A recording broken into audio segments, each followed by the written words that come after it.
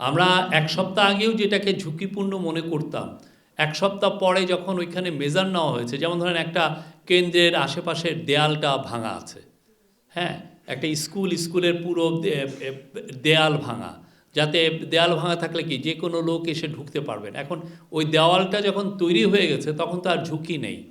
তো এই বিষয়টা এই আলাপ আলোচনাগুলো হয়েছে। তো এই জন্য আমরা যত সামনে যাবে আমরা আপনাদেরকে আপডেটেড লিস্টটা দিতে পারবো যে এখন এই যে পরিমাণ আছে সামনের সপ্তাহে দেখবেন যে এটা অর্ধেকে নেমে এসছে। তো আমরা ফাইনাল লিস্টটা আমরা সামনে আপনাদেরকে দিতে পারবো। আরেকটা বিষয়, কিছু কিছু কেন্দ্রে ইলেকশন, আজকে চিফ অ্যাডভাইজার আরেকটা কথা বলেছেন যে ইলেকশনের সময় যাতে আনইন্টারাপ্টেড পাওয়ার সাপ্লাই থাকে, এই বিষয়ে উনি জোর দিয়েছেন এবং এনার্জি অ্যাডভাইজার বলেছেন যে উনি এই বিষয়ে সর্বোচ্চ এফোর্ট দিবেন এবং এটা ইনশিওর করা হবে। আর যদি কিছু কিছু জায়গায় সত্যিই যদি আমরা ইলেকট্রিসিটি না সাপ্লাই করা যায় সেক্ষেত্রে তাকে অল্টারনেটিভ ওয়েতে এই মোটরের মাধ্যমে বা জেনারেটরের মাধ্যমে পাওয়ার সাপ্লাইটা নিশ্চিত করা হবে। ইন্টারনেট এবং মোবাইল ডেটা।